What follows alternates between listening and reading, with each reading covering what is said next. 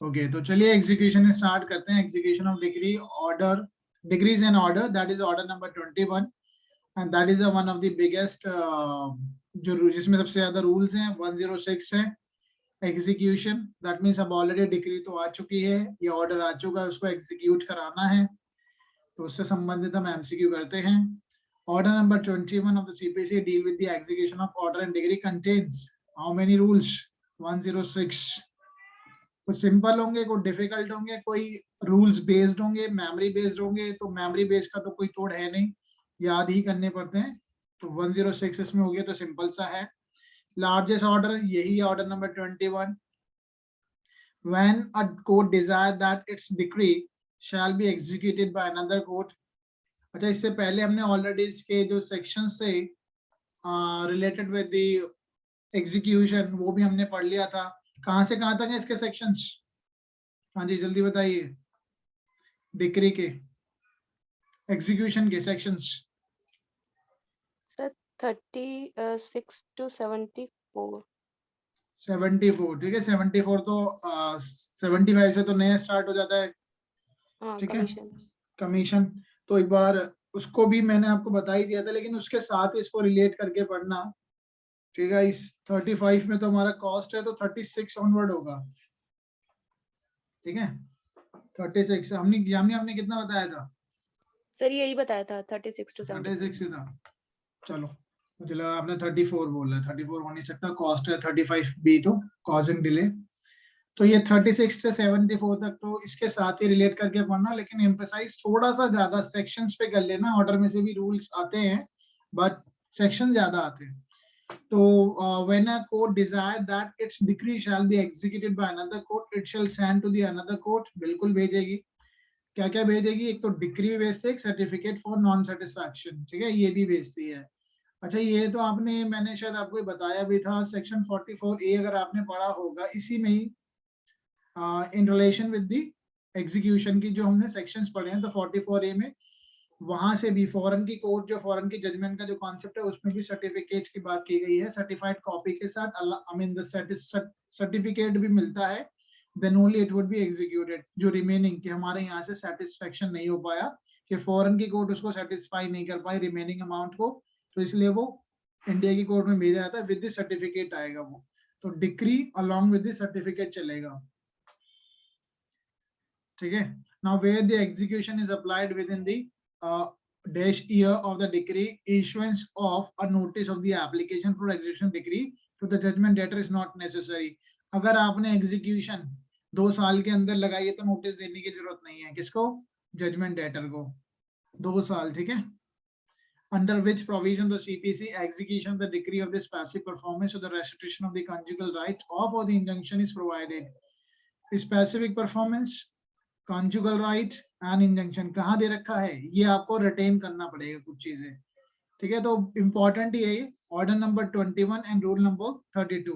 अब ये तो आपको कुछ चीजें याद करनी पड़ेगी, लेकिन ये इंपॉर्टेंट रहेगा, ये रिपीट होता है ये क्वेश्चन कई बार, ठीक है।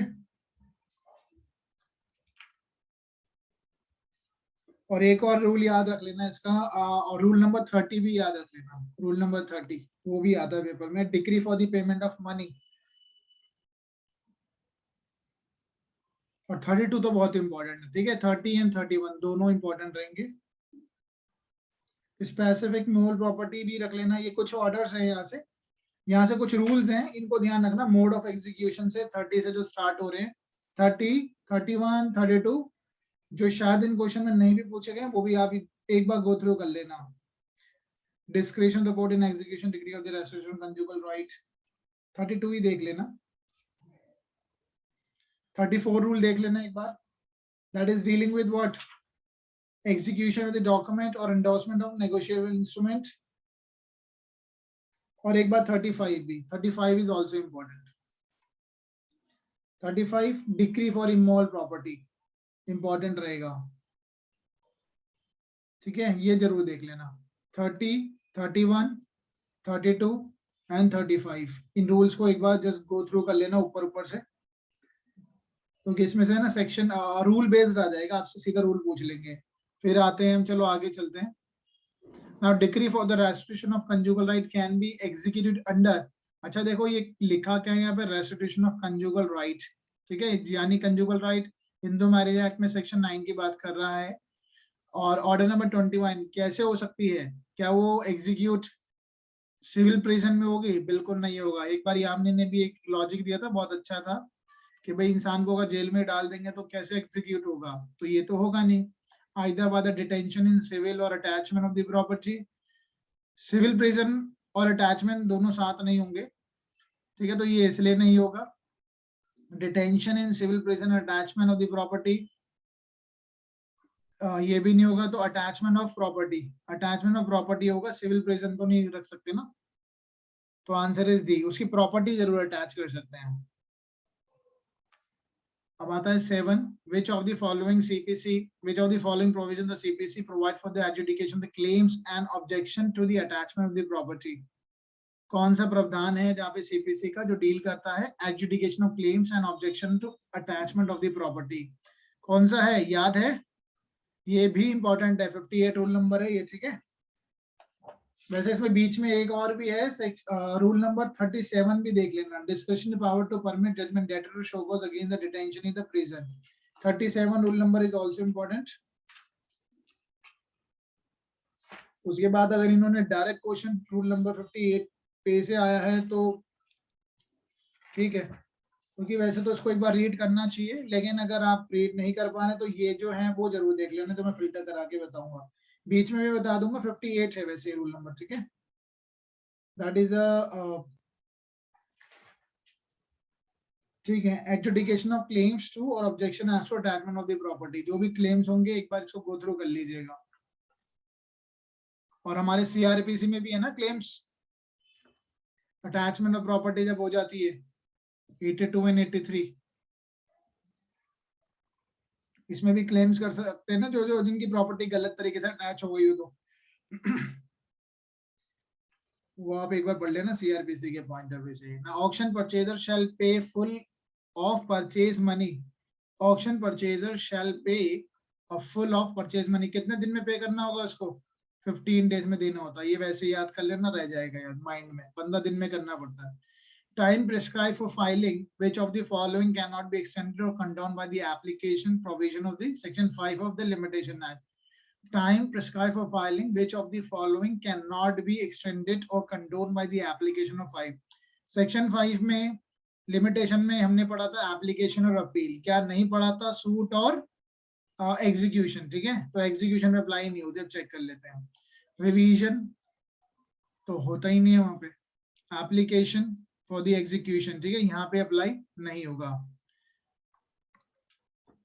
ठीक है, यहाँ पे application for the execution, execution की बात की गई, वहां पे अप्लाई नहीं होता, एप्लीकेशन और सूट पे बाकी सब जगह अप्लाई हो जाएगा, तो ये नहीं होगा, ये भी नहीं होगा, ये भी नहीं होगा, तो answer is B. Now, which of the following person may not file an application for execution? The CPC में कौन नहीं करेगा?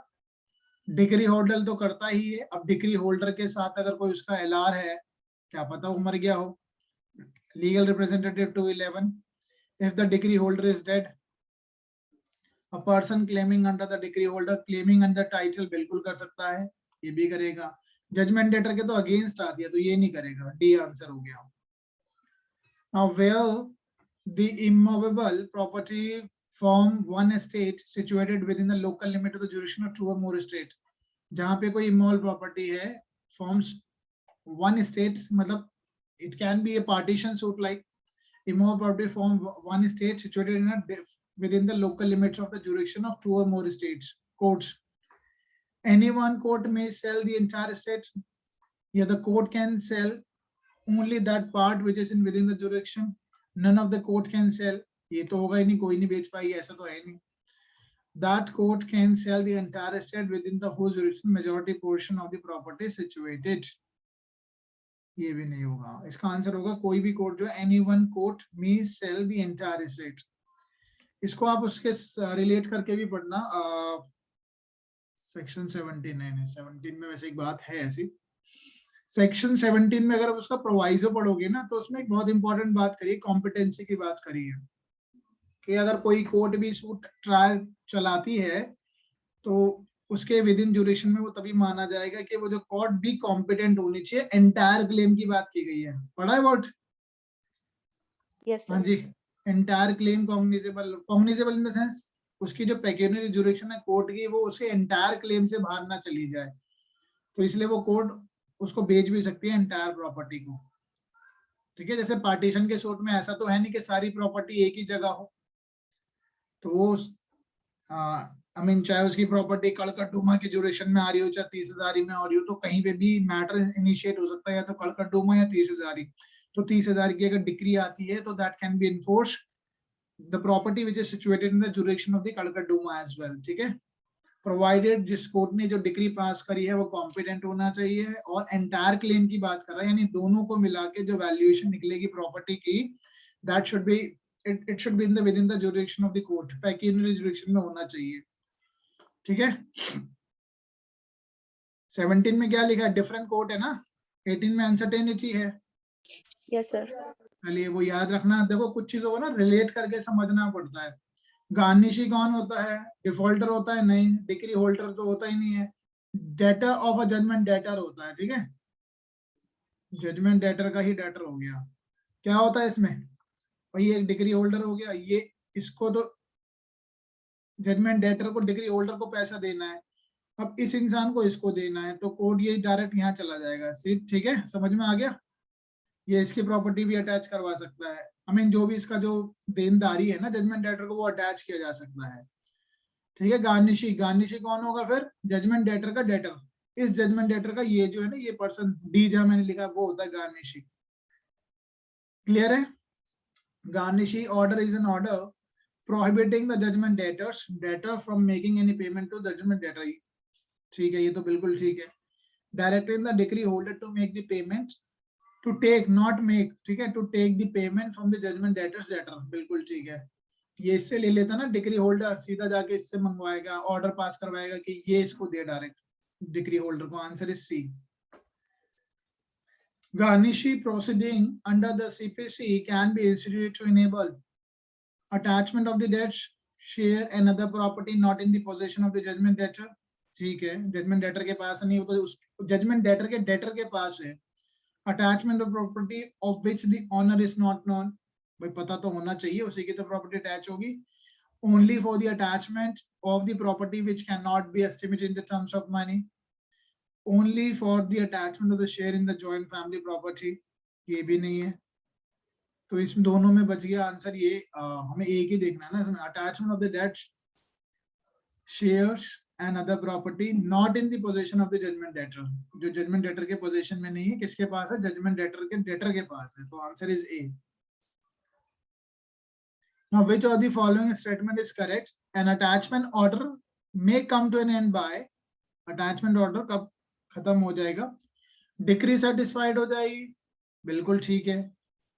सेटिंग असाइड और reversal of the decree, set aside हो जाएगा या रिवर्सल हो जाएगी तो जजमेंट आई मीन अटैचमेंट खत्म हो जाएगा।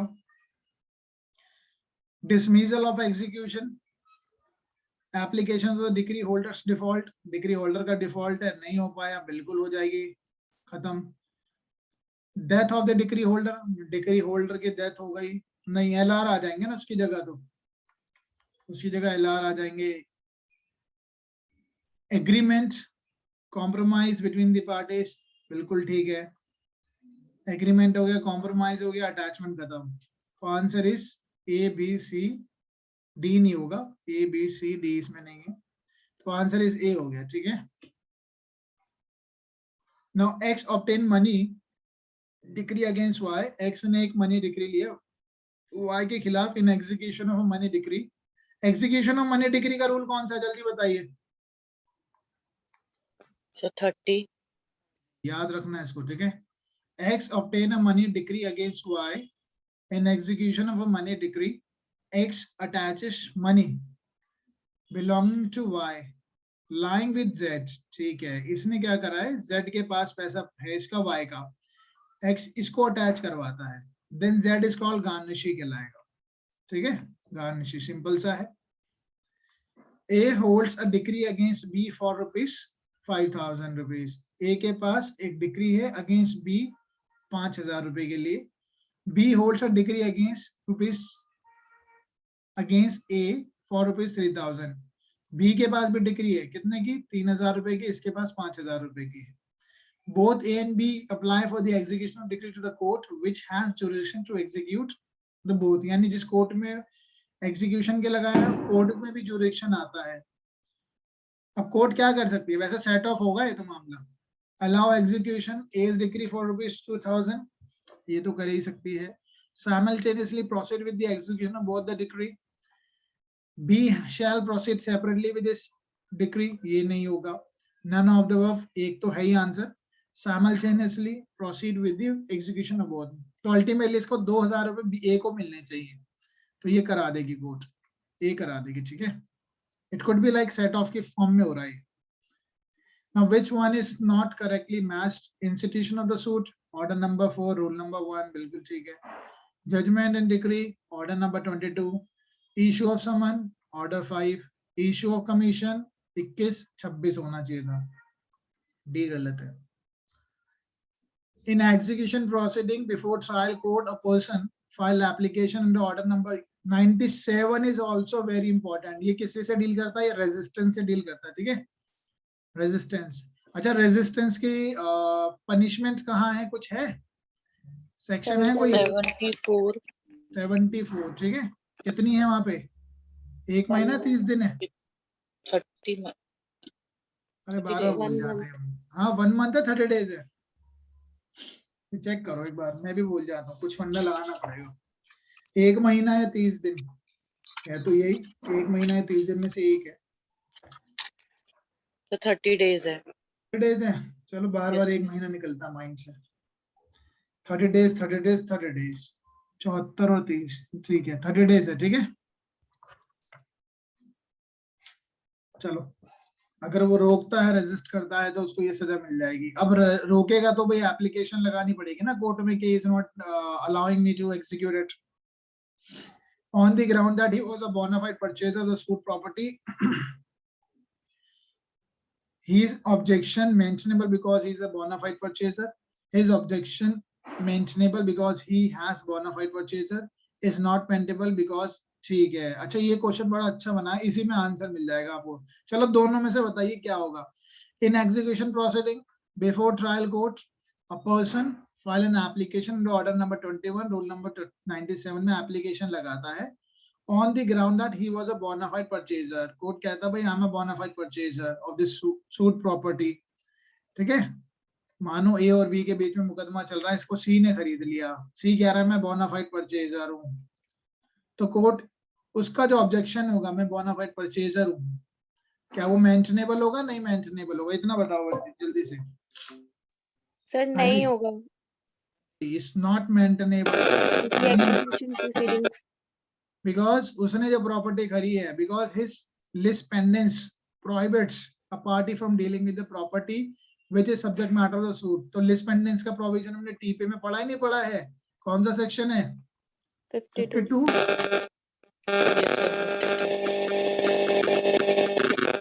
डिस्टर्बेंस आ रही है कहीं से, बहुत तेज डिस्टर्बेंस है तो. चलो 52 में हमने लिस्ट पेंडेंस पढ़ा है. तो अल्टीमेटली कोर्ट का जो डिसीजन आता है उससे थर्ड पार्टी बाउंड हो जाती है. मना ही किया गया है, खरीदनी नहीं चाहिए property during the pendency of the suit. अगर वो खरीदता है तो कोर्ट उसका, और यहाँ पे तो एग्जीक्यूशन के टाइम परचेज कर रहा है, तो that is not a feasible. तो आंसर इसका बी होना चाहिए. आगे देखते हैं क्या कहते हैं ऑप्शंस में. सर इसके 2 रीजन हो जाएंगे ना. फर्स्ट तो ये कि वो जो ट्रायल कोर्ट है उसको ये मैटर डिसाइड करना चाहिए था, और दूसरा ये कि जो परचेजर है he will be subject to the decision of the court. हाँ जी, तो आंसर इसका बी ही है. ठीक है, मेंशनेबल नहीं होगा because he has not filed independent suit. Can be heard नहीं, इसका आंसर होगा बी. उसको सुना नहीं जाएगा. Now proceeding in the CPC includes a proceeding for execution of the decree and order. Proceeding in CPC ठीक है, दोनों की बात करता है. A proceeding for execution of decree, order or a prosecution. Prosecution word तो कहीं यूज नहीं हुआ वहां पे. यही आंसर है फिर इसका.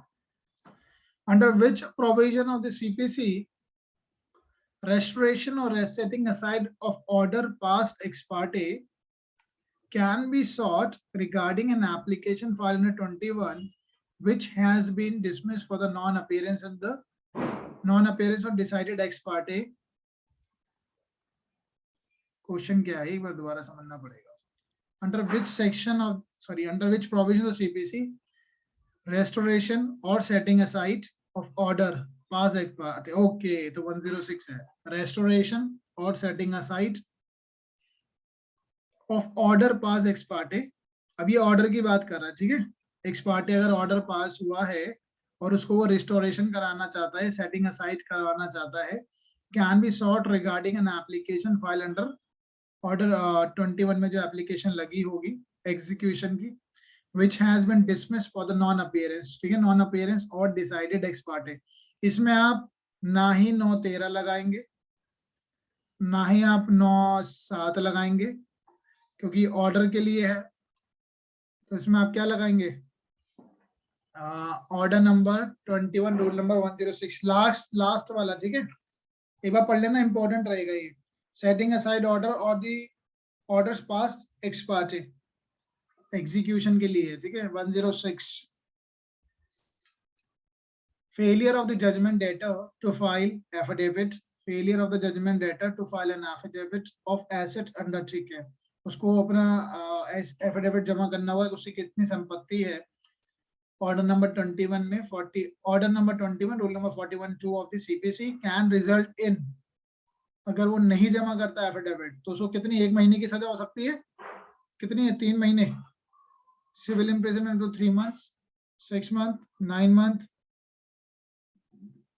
ये तो है ही नहीं डिक्रेटल अमाउंट. 9 months कहीं है ही नहीं, 6 months कहीं है ही नहीं, तो बचता है 3 महीने. लॉजिक लगाओगे तो आंसर मिल जाएगा. कुछ चीजों को याद भी नहीं कर पाओगे, भूल जाओगे, तो लॉजिक लगाओगे तो आंसर मिल जाएगा. क्या सीपीसी में 9 months है पनिशमेंट, इम्प्रिजनमेंट? बिल्कुल नहीं है. क्या 6 months है सिविल इम्प्रिजनमेंट फॉर 6 months? हाँ जी सर है, ऑर्डर 38 में शायद. Order 38 judgment attachment and attachment का जो है बिफोर और आफ्टर. ठीक है, अरेस्ट बिफोर. हाँ ठीक है, वो दोनों चीजों को कवर करता है. तो वहां पर एक ही जगह होगा, बाकी जगह तो 3 महीने ही है, मैक्सिमम 3 महीने, अदरवाइज एक महीना ही है. ये है नहीं. Imposition of fine on judgement debtor of the decretal amount. तो आंसर इसका होगा 3 months. वैसे एक बार 41 का 2 देख ही लेना, 3 months. चलिए, एग्जीक्यूशन का हमारा ऑर्डर नंबर 21 हो गया. मूव करते हैं जल्दी से order number 32. Death, marriage and insolvency. Order number 32, यहाँ से भी क्वेश्चन आ जाते हैं. अगर किसी पार्टीज की डेथ हो जाए तो सूट अबेट होगा क्या? खत्म होता है सूट? क्या नहीं होगा. But provided right to sue survive अगर हो रहा है तो कभी खत्म नहीं होगा, उसके एलआर कर सकते हैं initiate. An application for the substitution of the legal representative of the plaintiff who has died, जो मर चुका है, has to be moved by LR कर सकते हैं. डिफेंडेंट कहाँ से आ गए, एक में क्वेश्चन पढ़ते हैं. Application for the substitution of LR of the plaintiff. Okay, ये थोड़ी ना करेगा, तो ये करेगा LR, उसके LR ऑफ द प्लेंटिफ. अच्छा, कितने दिन में रिकॉर्ड पे आ जाने चाहिए लीगल रिप्रेजेंटेटिव? 90 days. कोई डेज भी याद रख लेना. Now the death of the plaintiff or the defendant shall not cause the suit to abate.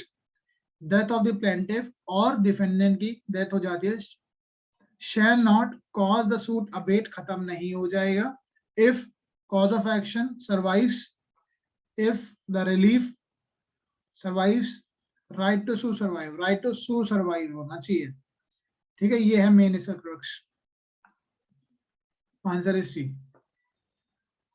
What shall be status a suit on party's death? Abate नहीं होगा. ठीक है, the death of the plaintiff will abate the suit? नहीं. The death of the defendant will abate the suit? नहीं होगा. दोनों में से कहीं नहीं होगा. both A, B, C नहीं. तो बचा क्या? death of the plaintiff that will not cause the suit to abate if the right to survive. This is a proper line. पूरा इसका ही आंसर है, तो answer is D. Abatement means क्या होता है? सस्पेंशन भी होता है, टर्मिनेशन ऑफ द प्रोसीडिंग भी होता है, in an action for the want of the proper parties.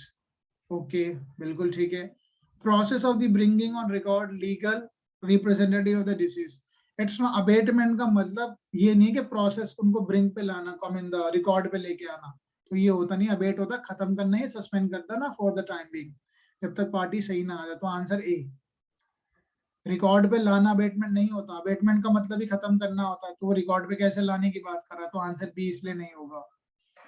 X dice, x मर जाता है छोड़ के जाता अपने बेटे को, एक्स मर जाता है छोड़ के जाता अपने बेटे को, है ना। मैरिड डॉटर जेड, और उसकी मैरिड डॉटर यानी एक्स है, ये इसके 2 बच्चे हो गए। A suit file by X after that can be continue, में दोनों को आना पड़ेगा, ठीक है, लीगल रिकॉर्ड पे। Y alone as a legal representative, no. Z alone, no. Y, comma Z and husband, husband का क्या लेना देना, ठीक है, answer is D. Y and Z both as a legal representative होंगे। If a right to sue survives, will the suit be abated by the party's death? नहीं होगा। If the right to sue survive कर रहा है, will the suit be abated by party's death? Answer is no। एक बार देख लेते हैं और क्या ऑप्शंस हैं। If the opposite party agrees, नहीं, नो ही है, ठीक है, आंसर खत्म नहीं होगा, ना ही सस्पेंड होगा, LR आ जाएंगे 90 डेज में रिकॉर्ड पे। Now, which of the following provision of the code of the CPC will be applicable in case of the death of the one of the several defendants? कई सारों में से एक की अगर डेथ हो जाती है डिफेंडेंट की, और the sole defendant in the suit, rule number कौन सा अप्लाई होगा? 4। Order number 22, rule number 4। इससे तो आप लॉजिक ही लगा लोगे, तो सिंपल सा क्वेश्चन है, 12 नहीं होता, ये एफिडेविट है, 10 एग्जामिनेशन है, तो ये तो होंगे ही नहीं, तो आंसर इस डी हो जाएगा। अगर आपको कई बार ऐसा होता है हमें और चीज वो चीज नहीं पता जो क्वेश्चन पूछा है, तो एलिमिनेट तो कर सकते हैं। इन एप्लीकेशन ऑर्डर अंडर 43 है, 43 हो गया। CPC shall lie from which of the following orders? An appeal under order number 43। Okay, ये अपीलेबल ऑर्डर्स की बात कर रहे हैं ना। shall lie from which of the following orders, कौन से ऑर्डर में से अपीलेबल 43 में अपील लाई करेगी? ये मैंने आपको कहा था, आपने इसका चार्ट बनाया 43 का, लिख लिए। 7-11 नहीं होती है, 7-11 में नहीं जाती है, ठीक है। ये कितना है 22 के 9 में, refusing to set aside the abatement of the dismissal of the suit, इसमें जाती है, लेकिन और भी देख लेते हैं। Order number 8, rule number 8 WS की बात कर रहा है, not permitting the defendant to present the WS। Appealable order है क्या ये? रूल नंबर दैट इज 14 का 5, refusing to strike out the issues at the instance of either of the parties. तो एक बार आप देख लेना, ठीक है, वैसे इसमें नहीं जाती, बाकी इन दोनों को एक बार और देख लेना। रही बात ये क्योंकि सीक्वेंस में चल रहा है इसलिए अंदाजा लग पा रहा है, अदरवाइज रूल नंबर 9 एक बार देख लेते हैं, refusing to set aside the abatement of the dismissal of the suit. Order है, इसमें जा सकती है वैसे, ठीक है, अबेट कर दिया है सूट को ही, या dismissal of the suit because of the default of the parties, rule number 9। चलिए देख लेना एक बार ये, और रूल नंबर 5 देख लेना इसका। चलो एक बार देख ही लेते हैं, वैसे लिखा है refusing to strike out the issue at the instance of either of the parties. Okay, order number 14, refusing to strike out. चलिए एक बार देख लेंगे इसको, ठीक है, अभी हम चलते हैं सीक्वेंस में, नहीं तो काफी डिले हो जाएगा। Where the parties dies after the hearing and before the pronouncement of the judgment, जहाँ पे plaintiff मर जाता है after the hearing and before the pronouncement of the judgment, the suit shall not abate, shall abate, shall abate if the right to sue not survive। हाँ जी बताइए answer क्या होगा? Shall not abate। Shall not abate। हाँ जी, shall not abate होगा after hearing and before the pronouncement of the judgment, तो shall not abate। और allows को भी ऐड करने की जरूरत नहीं है। आंसर इसका ए ही होगा, बाकी देखते हैं, ठीक है, कई बार आया हुआ है तो यही है। हाँ, LR को रिकॉर्ड पे लाने की जरूरत नहीं है, लेकिन एग्जीक्यूशन के लिए तो हाँ LR को लाना पड़ेगा। Yes sir। Yes sir। On abatement of the suit, on abatement of the suit under order number 22, rule number 9 of the CPC, fresh suit on the same cause of action can be brought on as a matter of right। जब suit को abate कर दिया जाता है, order number 9 में CBI fresh suit on the same cause of action can be brought as a matter of, नहीं किया जा सकता। Fresh suit on the same cause of action can be brought only with the permission of the court. थोड़ा ठीक लग रहा है। Fresh suit on the same cause of action is barred. Okay, abate हो गया है तो फिर वो नहीं आएगा। एक बार इसको जब आप ये पढ़ोगे ना, रूल नंबर 9 को एक बार पढ़ लेना, गो थ्रू करते हैं एक बार, इंपॉर्टेंट है। क्या with the leave of the court allowed होता है, नहीं होता है? Fresh suit on the same cause of action can be brought only with the permission of the court. ये लाइन देखनी है एक बार, ऑर्डर नंबर सर नहीं, ऐसा नहीं लिखा। लिखा नहीं है, एक बार देख लेते हैं कौन सा है ये। 22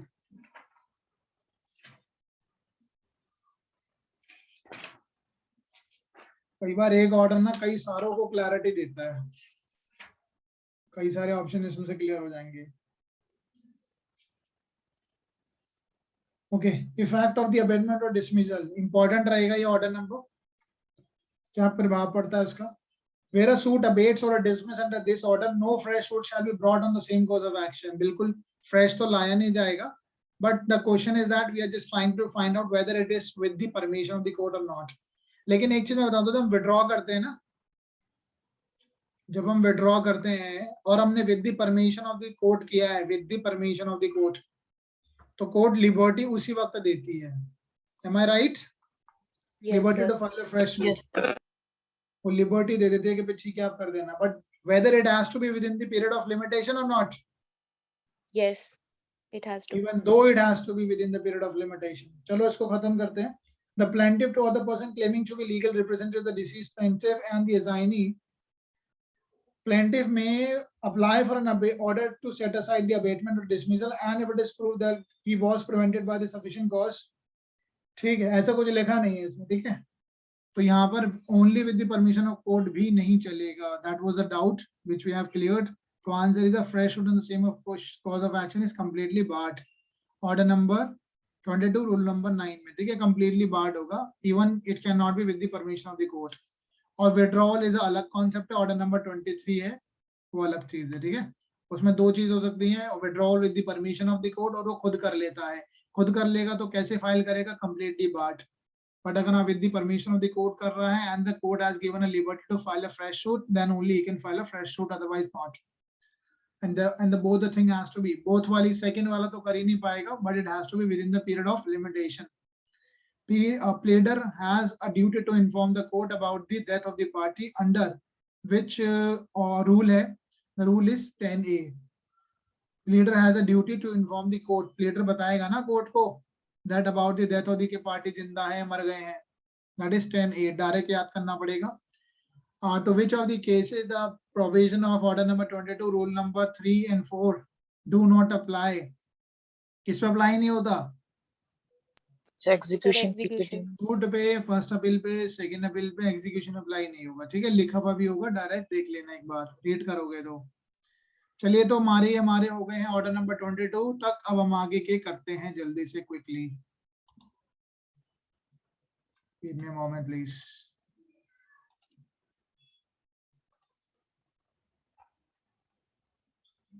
Okay, now withdrawal and adjustment. Withdrawal and adjustment, that is a बहुत ही इंपॉर्टेंट ऑर्डर है। इसको तो आपको पूरा पढ़ना चाहिए, ज्यादा ऑर्डर रूल्स भी नहीं है इसमें, ठीक है? पूरा पढ़ लेना है इसको एक बार। ऑर्डर नंबर 23, विड्रॉ कर सकता है प्लेंटिफ, किसी भी टाइम अपने सूट को विड्रॉ किया जा सकता है।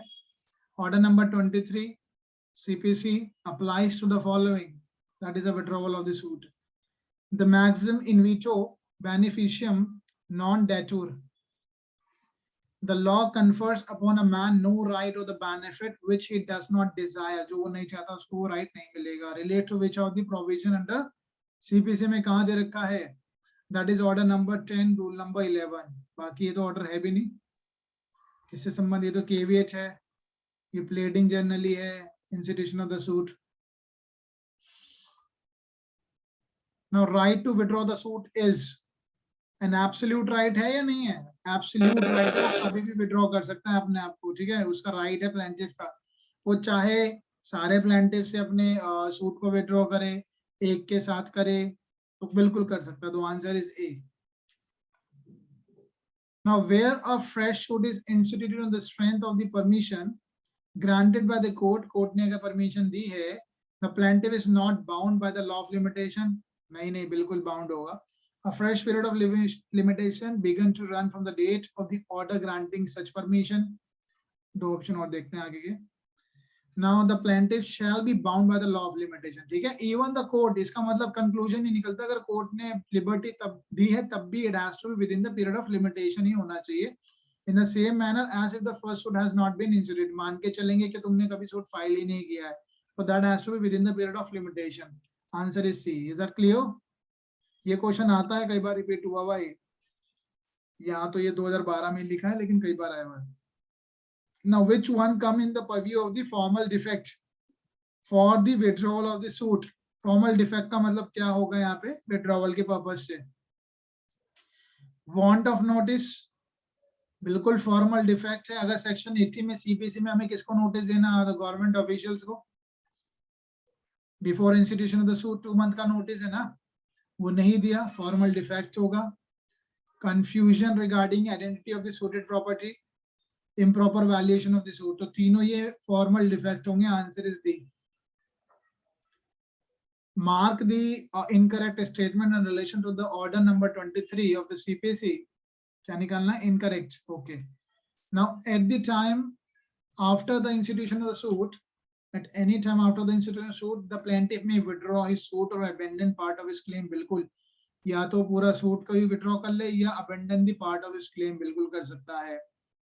If the plaintiff withdraws from the suit without the court permission, ठीक है, he is precluded from the instituting a fresh suit against the same defendant in respect of the same subject matter. बिल्कुल ठीक है, नहीं कर पाएगा. If the court is satisfied that the suit must fail by reason of some formal defect की वजह से suit को fail किया जाना चाहिए, नहीं withdraw किया जाना चाहिए, और there are other sufficient ground, it may allow the withdrawal of the suit, कर सकती है. अब आता है where there are several plaintiffs, कई सारे plaintiff, the court can allow one of them to withdraw even if the other co-plaintiff do not नहीं है. ठीक है, यहाँ पे do not नहीं है, consent होनी चाहिए such withdrawal की. Is that clear? एक बार इसको आप देखना, बहुत ही important है, जबकि ये बात करता है रूल नंबर 5 में है, सॉरी 1 का 5, 1 का रूल नंबर 1 का 5 पढ़ा है ये. उसकी लास्ट वाली बॉटम लाइन देखिए, देखा? Yes sir. और इसमें जो 3 है ना, 3 बात करता है ऑर्डर नंबर 23, रूल नंबर 1 उसका 3 वो डील करता है, बहुत इंपॉर्टेंट है. उसका बी बहुत इंपॉर्टेंट है. ठीक है, that there are sufficient ground for allowing the plaintiff to institute a fresh suit for the subject matter of the suit or the part of the claim. ठीक है, तो ये इंपॉर्टेंट रहेगा. इसको तो पूरा पढ़ लेना, पूरा रूल नंबर 1 से लेकर 5 तक एक बार अच्छे से, चाहे 2 बार रीडिंग कर लेना, यहाँ से क्वेश्चन बन जाता है. तो यहाँ पे नोट नहीं है. ठीक है, ये विद द कंसेंट होगा, तो ये गलत हो गया हमारा, डी गलत है. The plaintiff can file a second suit on the subject matter of the earlier suit filed by him, where the earlier suit was unconditionally withdrawn. Plaintiff can file a second suit on the subject matter. कब file कर सकता है? ठीक है, where the first suit was dismissed in default in the presence of the defendant subject to the law of limitation, where the first suit was dismissed on the merit पे dismiss हुआ है, but the plaintiff feels that the decision is wrong. तो इसमें तो appeal करेगा ना वो, यहाँ तो होगा नहीं. where the first suit was dismissed on the merit पे decide हुआ है, dismiss हुआ है, and the plaintiff feels that the decision is wrong. where the first suit was dismissed in the default in the presence of the defendant subject to the law of limitation. अगर limitation ही खत्म हो गया तो फिर वो second suit तो file नहीं कर पाएगा. where the earlier suit was unconditionally withdrawn. unconditionally withdrawn अपनी परमिशन से कर लिया तो भी second suit barred है, तो आंसर डी है. ठीक है, थोड़ा डिफिकल्ट क्वेश्चन रहते हैं ऐसे जिसमें कोई भी ऑप्शन ना हो, ढूंढना थोड़ा और डिफिकल्ट हो जाता है, बट अगर जिससे कॉन्सेप्ट क्लियर होंगे तो डेफिनेटली मिल ही जाएंगे. Okay, now after the withdrawal of the suit the plaintiff क्या कर सकता है, can institute fresh suit in respect of the same subject matter, कर तो सकता है लेकिन इसके साथ कंडीशन भी है, can institute the fresh suit in respect of the same subject matter only with the leave of the court. Leave of the court को आप थोड़ा डिफरेंस निकालेंगे कि जब उसको लिबर्टी देना और लीव ऑफ द कोर्ट अलग बात है। लीव ऑफ द कोर्ट होता है जब बाद में कोर्ट उसको अलाउ कर देगा, लेकिन उसी वक्त अगर लिबर्टी दी है कि आप विड्रॉ कर लो लेकिन आपको लिबर्टी दी जा रही है for filing of the fresh suit, then only it can be done. Now can institute the fresh suit in the respect of the same subject matter only with the leave of high court का तो कोई जिक्र नहीं है। Now can not institute a fresh suit, नहीं कर सकता fresh suit in respect of the same subject matter unless, यानी कर सकता है, एक दूसरे को काट दिया ना इन्होंने, लिबर्टी यानी कर सकता है, कब करेगा, liberty is given at the time of withdrawal of the suit. ये है इसका सही ऑप्शन, ठीक है। ऊपर वाले बी में देखो डिफरेंस है और सी में, बी और डी में डिफरेंस है काफी, तो ऐसा नहीं कि इसको आधा पढ़ा तो आंसर लगा दिया, पहले पूरा पढ़ना। कैन नॉट नहीं कर सकता, लेकिन कोर्ट ने उसी सूट में लिबर्टी दी थी तो कर सकता है। Can a suit be laid, can a suit be laid after the withdrawal of the same, किया जा सकता है if the permission is obtained from the court at the time है ना of withdrawal with the liberty to fresh a file suit, answer is C. In case of the withdrawal of the suit by the plaintiff under order 23, rule number 1A क्या कहता है, rule number 1A कहता है defendant cannot be transported, बिल्कुल नहीं किए जा सकते हैं, दोनों एक दूसरे के अल्टा पल्टी हो जाएगी। defendant can be transported as a plaintiff, defendant cannot be transported as a plaintiff, किया जा सकता है। defendant can be transported, एक सेकंड क्या हो रहा है ये, ठीक है okay, defendant can be transported as a plaintiff under all circumstances, defendant can be transported as a plaintiff if the substantial question to be decided against any of the defendant। तो answer क्या होगा इसका, answer एक minute, ये आपका है 1A answer, ठीक है। डिफेंडेंट कैन बी ट्रांसपोर्टेड, आपको ये पता है ट्रांसपोर्टेड क्या होता है, इसका है order number 1 rule number 10 I guess, एक बार देखते हैं कौन सा है हमने, डिफेंडेंट को Yes, प्लेंटिफ, sir. प्लेंटिफ को It डिफेंडेंट बना includes देना। transposition. Along with other things, it includes transposition. 110. 110, ठीक है 110 कहाँ गया, चलो वैसे मैंने शायद पढ़ाया तो था ट्रांसपोजिशन, आपको रैपिड में ही पढ़ा दिया था।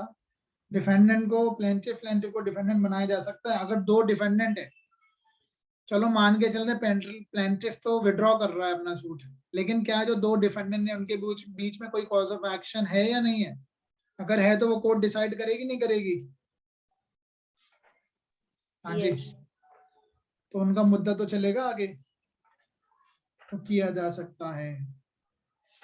ऑर्डर नंबर 1 का rule number 10, sweet.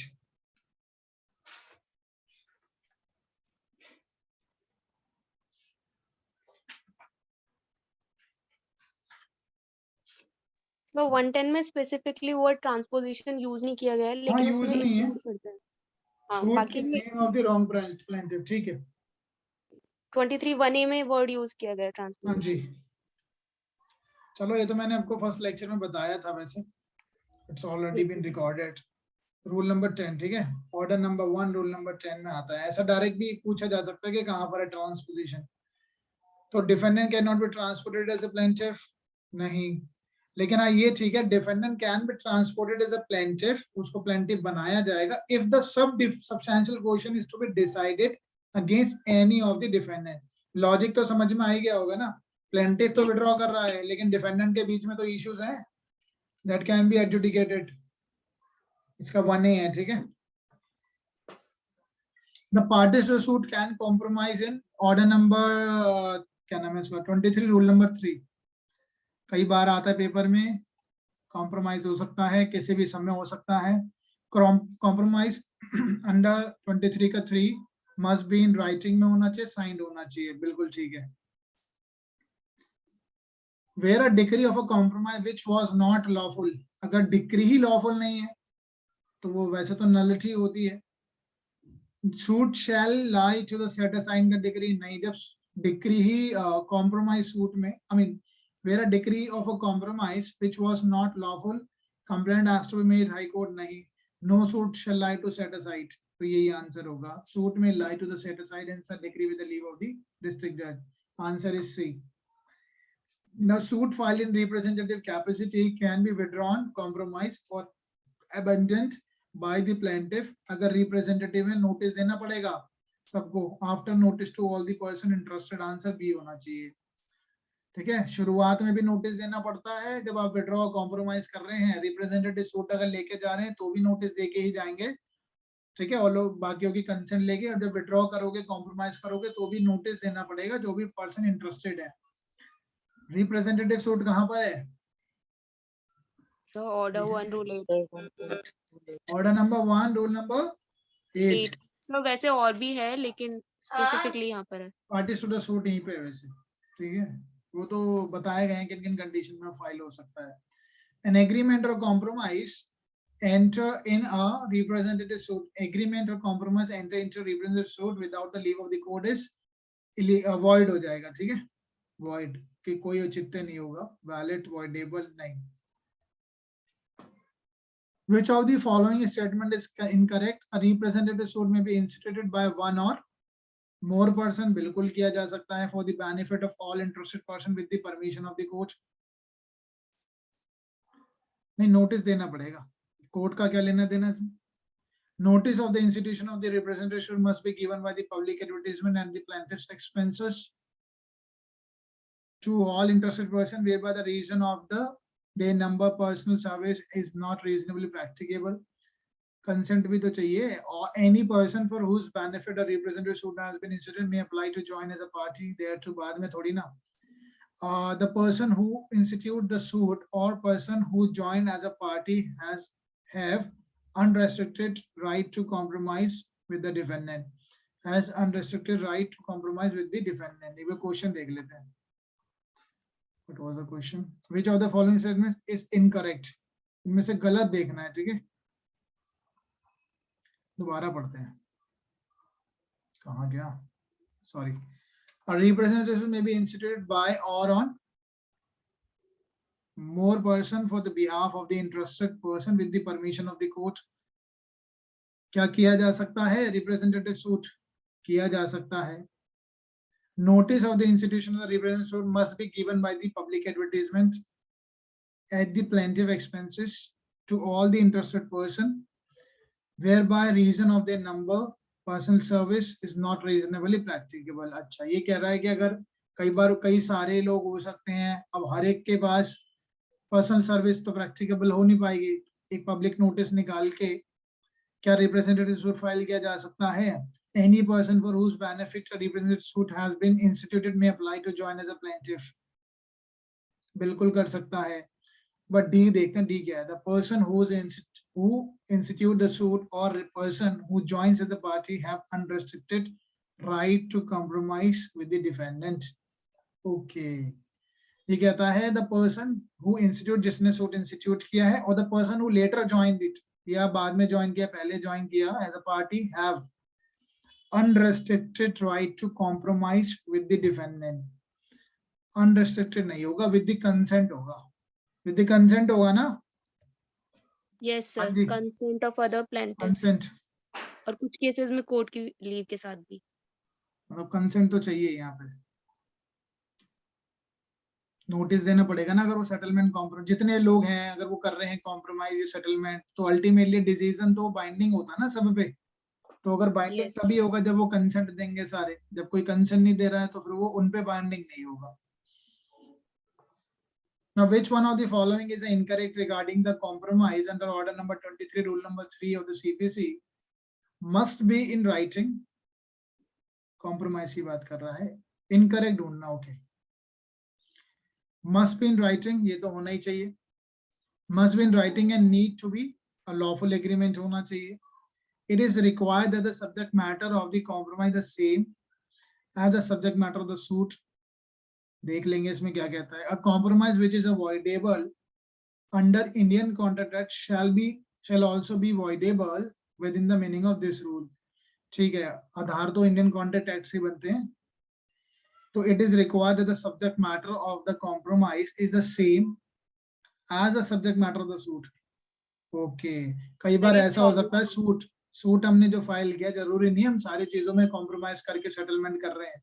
It can be a different, it is a required the subject matter of the compromise the same as the subject matter. दोनों चीज सेम थोड़ी ना हो सकती, पॉसिबिलिटी है, चेंज भी हो सकता, तो आंसर इज सी. ठीक है, आंसर इज सी. कमीशंस की बात करते हैं. कमीशन बहुत सिंपल सा ही है. अब इसमें बीच में कई सारे छूटे हैं, नहीं वैसे तो भी 23-24 है ना, बीच में छोटे मोटे हम छोड़ेंगे तो इसका मतलब वो इतने इंपॉर्टेंट नहीं है, उनको ऊपर ऊपर से सिर्फ ऑर्डर या ऑर्डर्स देख लेना उनके बस. ठीक है, जैसे 27A जो है, ऑर्डर ऑर्डर देख लेंगे उसका ऊपर से. ऑर्डर नंबर 26 सॉरी, 23 के बाद हमने 24 छोड़ा है, 25 छोड़ा है. 24 और 25 को सिर्फ ऊपर से देख लीजिए जल्दी से. कम ऑन को एक लिए, बहुत सिंपल सा ही है, इसको इतना ही याद रखिए, पेमेंट इनटू द कोड. और एक बार अगर पढ़ना चाहे तो आपकी चॉइस है. सिक्योरिटी फॉर कॉस्ट से भी आपका ऑर्डर नंबर पूछ सकता है. रूल का तो मुझे लगता नहीं है यहाँ से कभी आया है, आएगा तो कुछ भी आ सकता है, बट ऊपर से देख लेना. पेमेंट इनटू कोड छोटे छोटे से हैं, पढ़ना चाहे तो पढ़ लेना. ठीक है, payment into code 24 and security for the cost that is 25. Commissions करते हैं. कमीशन इंपॉर्टेंट रहेगा. Which one of the following order of the CPC is related to the issuing of the commission, that is the 26. Commission किस किस ground पे होगी? In which of the following is commission of 26 can not be instituted, नहीं किया सकती. Examination of witness, local investigation, LC appoint होता है. Scientific investigation, receiver नहीं होता, रिसीवर होगा आपका 40 में. नाउ कोर्ट में issue a commission to what? Local investigation, partition के लिए भी कर सकती है, एडजस्टमेंट ऑफ अकाउंट के लिए भी कर सकती है, all of the above. Now order number 26, rule number 4A, empower the court to issue commission in suit for examination of person. कौन से लोगों का? resident within the local limit of jurisdiction, resident beyond the local limit of jurisdiction नहीं, who is about to leave the local jurisdiction, ये भी नहीं होगा. तो किसका करेगी? 4A की बात कर रहा है particularly, it can be within the local jurisdiction of the court. 4A. Commission for the examination of any person resident within the local limits of the jurisdiction of the court. Within the local limit of the jurisdiction of the court है.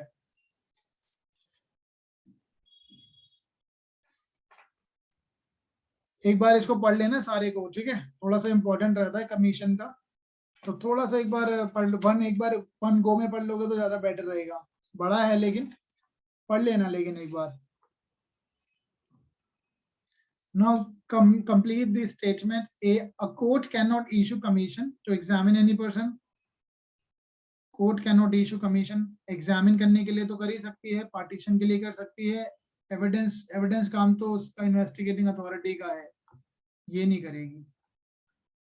To examine और just account लिखा ये Barrett में. The court can issue a commission for the scientific investigation. कौन सा है ये? अब ये कुछ आपको याद करने पड़ेंगे रूल्स. That is 10A. याद कर लेना एक बार इनको ना, लिख के देख लेना कहाँ पर वो अकाउंट्स के लिए करती है, कहाँ पे वो एलसी अपॉइंट करती है. ठीक है, तो आंसर इज ए इसका. पार्टीशन के लिए कहाँ पे करती है, रूल्स याद कर लेना एक बार. In which one of the following is the court में not issue a commission? Issue नहीं करेगी for the execution of a decree. Examine of a person करती है, पार्टीशन करती है, साइंटिफिक टेक्निकल इन्वेस्टिगेशन. ये लिखा नहीं होता डायरेक्ट तो, लेकिन ये बच गया तो ये होगा.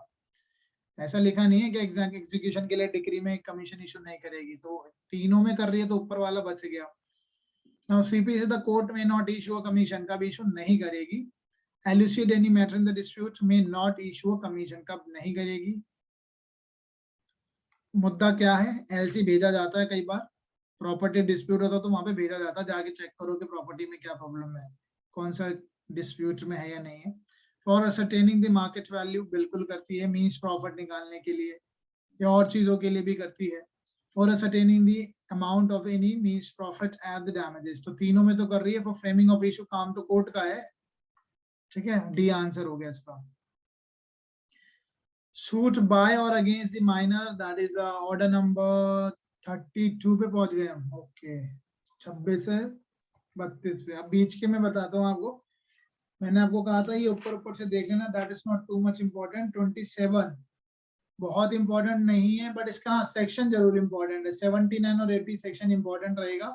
Order number 27 that's not too much important, ऊपर से देख लेना बस। सूट बाय और अगेंस्ट द गवर्नमेंट और the public official in their official capacity 27, ये कितने इंपॉर्टेंट नहीं है। हाँ लेकिन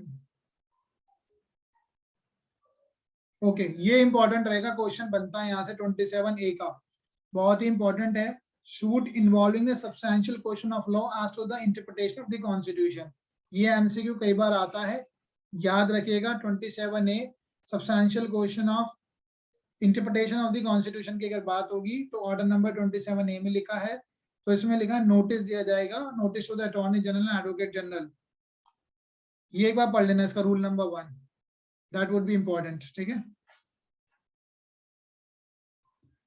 अब ये ऊपर ऊपर से देखिए, ऑर्डर नंबर 20, एक सेकेंड कहाँ है 20, ये इतने इंपॉर्टेंट नहीं है। Order number 28 that's not too much important, suit by और अगेंस्ट मिलिट्री और नेवल, सिर्फ एक बार नॉलेज होनी चाहिए। 28 में दे रखा है, सिर्फ नॉलेज होनी चाहिए। 29 में सूट बाय और अगेंस्ट कॉर्पोरेशन है, नॉलेज का मतलब ये ऊपर से ही आएंगे, अंदर से नहीं आते हैं। अभी तक तो नहीं आए, लेकिन हाँ किस्मत खराब हो तो कुछ भी आ सकता है। और 30 जो है, सूट बाय और against the firm and the person carrying on the business the name of other than their own, 30 and 31 suit by और against trustee executor and administrator. सिर्फ ऊपर से याद रखिएगा, माइनर वाले में से क्वेश्चन आते हैं, ठीक है। तो लगभग हमारे 4-5 ऑर्डर जो है वो स्किप हो गए हैं, स्किप नहीं हो गए, वो ऊपर से ही आएंगे, ऊपर का ध्यान रखना कहाँ पे दे रखा है। 32 पे आते हैं। Order number 32 of the CPC is related to what, suit by और against the minor and a person of unsound mind, ठीक है, ट्रस्टी नहीं है। Suit relating to matter relating to concerning family, answer is A.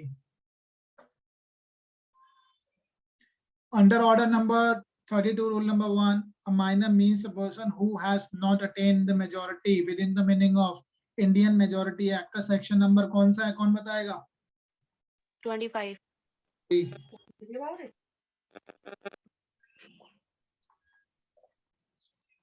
Sir फिर वो Section number actual 3, है? हाँ जी, नहीं सर कुछ नहीं। नंबर 3 ऑफ 1875 जिसमें बात की गई है, अगर वो 18 साल नहीं अचीव करता तो वो माइनर होगा, यानी मेजर की बात करता है। 18 और उसमें 21 साल के भी लिखे अगर गार्जियन अपॉइंटेड है बाय द कोर्ट, ठीक है। तो इसका आंसर हो गया सी। Now whether a minor on attaining majority may if a sole plaintiff, अगर minor on attaining majority 18 साल का हो जाता है। अच्छा एक बात बताइए, चलो मेरे को एक बात याद आई माइनर को लेकर, क्या माइनर कॉन्ट्रैक्ट कर सकता है? बेसिक सी बात है। No sir. क्या माइनर एग्रीमेंट वैलिड है? No sir. वॉइड है। वॉइड है, वॉइड अब इशू है। वॉइड अब इन इश्यू। अच्छा एक बात बताइए जरा, अगर माइनर ने, क्या माइनर ने अगर कोई प्रॉपर्टी पागल बनाकर, property in the sense it can B in the cash, किसी से पैसा ऐंठ लिया अपने आप को मेजर बता के, वापिस होगा, रिकवरी होगी? रिकवरी होगी Yes. पैसे की? हाँ जी,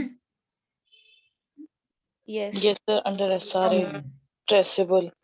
इफ इट इज ट्रेसेबल, लेकिन उसने अपनी संपत्ति को बेनिफिट पहुंचाया हो, सेक्शन 33(2) का बी है ना, ठीक है। एसआरए में इस पे केस कौन सा है जिसमें इंग्लिश लॉ बताना जरा, इंग्लिश लॉ में मना किया था कि नहीं होगी? Leslie Leslie, versus Shield. Leslie, spelling check कर लेना वर्सेस शील्ड, ठीक है। लेस्ली वर्सेस शील्ड, ठीक है। और लेकिन इंडिया में कौन सा है? इंडिया में तो हमारा मौरी बीबी वर्सेस धर्मदास घोष, उसके बाद कौन सा आया था? खानगुल। खानगुल में कौन था जजेस का नाम? शादीलाल जी, ठीक है, जस्टिस शादीलाल। देन उसके बाद आया खानगुल, अयोध्या उसके केस। बाद क्या नाम है, अयोध्या प्रसाद, फिर उसके बाद ये वाला कंट्रोवर्सी, ठीक है। अल्टीमेटली ये सिचुएशन है हमारी। चलो, वेदर अ माइनर और अटेनिंग द मेजॉरिटी, अच्छा एक बात बताओ, माइनर जो होता है ये तो चलो सिंपल से क्वेश्चन है। माइनर पार्टनर हो सकता है क्या ना, He can माइनर be भी No, partner no, sir. Condition में नहीं होगा। Only So for he the can, benefit of the With the partnership. consent of all, with the consent of all the partner for the beneficiary, for the benefit only. चलो एक बात बताओ, अगर minor जो है जब उसने कॉन्ट्रैक्ट किया था, ये जो टॉपिक है ना इसी पे मैं आ रहा था, इधर जो 3 लिखा है, माइनर ने अगर जब कॉन्ट्रैक्ट किया था, वो माइनर ने जब वो एग्रीमेंट किया वो माइनर था, राइट? 16 साल का था। 18 साल पे क्या वो उसको रेक्टिफाई कर सकता है? no. No, sir. जो वॉइड एग्रीमेंट था, क्या वो उसके on attaining majority can he rectify? Answer is no, No. नहीं कर सकता। लेकिन अब ध्यान से सुनना, whether a एक minor on attaining majority may, if sole plaintiff apply that the suit instituted in his name, उसका अच्छा माइनर ने जब सूट इंस्टीट्यूट किया होगा तो नेक्स्ट फ्रेंड ने किया होगा कि उसके नाम पे नेक्स्ट फ्रेंड ने जो इंस्टीट्यूट किया था सूट बी डिसमिस। माइनर कह रहा है मेजोरिटी में उसको डिसमिस कर दिया जाए, क्यों? On the ground that it was unreasonable और इम्प्रॉपर है। वो कर सकता है माइनर, बिल्कुल कर सकता है ऑन अटेनिंग मेजोरिटी, ठीक है, सूट को डिसमिस करवा सकता है। अच्छा एक बात बताओ, माइनर की अगर कोई फायदे की चीज है, if the minor is a beneficiary, क्या वो सूट इंस्टीट्यूट कर सकता है? yes. Yes, sir. ठीक है, ये सारी चीजों को ध्यान रखना, घुमा फिरा के 20 नंबर का मेंस का क्वेश्चन बनता है ये माइनर को लेकर। Proceeding in a suit relating to the minor shall not be stayed, रोकी नहीं जाएगी, relating to minor shall not be stayed on the retirement of the next friend of the minor, on attaining the majority of the minor. Minor अगर attain कर लेता है majority तो उसकी जो प्रोसीडिंग चल रही थी वो रुकती नहीं है। हाँ उसके बाद ऑप्शन जरूर है, वो चाहे तो प्रोसीडिंग को जिस इंसान ने सूट इंस्टीट्यूट किया था, जैसे हमने ऊपर पढ़ा था, उसको डिसमिस करवा सकता है, हम be dismiss on the ground कि वो अनरीजनेबल या इम्प्रॉपर था। Now a suit through next friend can be filed by minor और lunatic के केस में, ये तो खुद नहीं करेंगे ना, ठीक है। अच्छा सेक्शन जो हमारा सेक्शन 11 है उसमें कितने लोगों की बात करी गई इंडियन कॉन्ट्रैक्ट एक्ट में? कितने टाइप के लोग हैं? हाँ जी जल्दी Sir, बताइए, come on. sir, minor, unsound mind person, और the person disqualified by law. ठीक है, तो 3 लोग हैं, एक तो माइनर हो गया, एक unsound mind and the person who is disqualified by law. Unsound mind के लिए सेक्शन 12 देखना पड़ेगा आपको, ठीक है, who is not able to understand the nature and is not able to give a rational answer, rational judgment effect of the consequences of the contract, ठीक है। Language देखो चेंज हो जाती है लेकिन हमें पता है ना, हम क्रक्स पे तो पहुंच ही रहे हैं। एग्जैक्ट वर्डिंग तो बिल्कुल याद नहीं रहेगी लेकिन है वही वर्डिंग है जो मैंने बोली है। A suit may be instituted by the minor, अपने नाम पे कर सकता है, अपने नाम पे, in his name by the next friend, guardian of minor is on name, relative जब माइनर है तो नेक्स्ट फ्रेंड के नाम से होगा institute. A person can act as a next friend if he is major होना चाहिए, साउंड माइंड भी होना चाहिए, not having an interest adverse to that of minor, बिल्कुल माइनर के अगेंस्ट नहीं होना चाहिए, अगर बाहर ही चला गया तो हटा दिया जाएगा, ठीक है। तो आंसर इज डी, सारी कंडीशन फुलफिल होनी चाहिए। An agreement or the compromise is entered into behalf of the minor. An agreement or compromise is entered into on behalf of the minor without the leave of the court. Such agreement बेकार हो जाएगा। An agreement or the compromise is entered into behalf of the minor without the leave of the court. बिल्कुल court की तो permission चाहिए। Such agreement or the compromise 32(7) important रहेगा ये rule number, ठीक है। 7 रूल नंबर 32 का 7 याद रखना। वैलिड नहीं होगा, void होगा या voidable against all the parties other than the minor, ठीक है। आंसर इज सी, बिल्कुल डायरेक्ट लाइन लिखी हुई है, देख लेना एक बार। Now under order number 32 rule number 9 of the CPC, a next friend of the minor can be removed, बिल्कुल किया जा सकता है, इंपॉर्टेंट रूल नंबर है ये भी 9। 32 रूल नंबर 9 में CPC में next friend of the minor can be removed, बिल्कुल किया जा सकता है। If it is to reside in India, India में नहीं रहता है, ड्यूरिंग द पेंडेंसी बाहर चला गया तो टेक केयर कैसे करेगा, बिल्कुल सही ग्राउंड है। Where he has his interest होना चाहिए, become adverse to that of the minor, बिल्कुल ठीक है, माइनर के विपरीत अगेंस्ट बात कर रहा है, हटेगा। और पढ़ते हैं where it does not do his duty diligently, तो आंसर इज डी, सारे रीजन है। Now 3210, on the death of the next friend, अगर नेक्स्ट फ्रेंड की डेथ हो जाती है तो सूट शैल बी, क्या होगा, डिसमिस नहीं होगा, डेथ ही तो ये स्टे हो जाएगा। A person can be appointed as a guardian under 32 rule number 4 on his oral consent, on his consent in writing. एक minute, a person can be appointed as a guardian under order number 30 rule number 4 on his oral consent, writing में चाहिए होगा, ठीक है। Guardian and लिटम क्या होता है, guardian appointed by the court होता है, ठीक है, पढ़ लेते हैं। Guardian appointed by the court to take legal action on behalf of the minor, answer is सही। Guardian of the child, step father, none, ठीक है। The court is required to appoint a guardian ad litem, sorry. The court is required to appoint a guardian ad litem for a minor plaintiff only, for minor defendant only.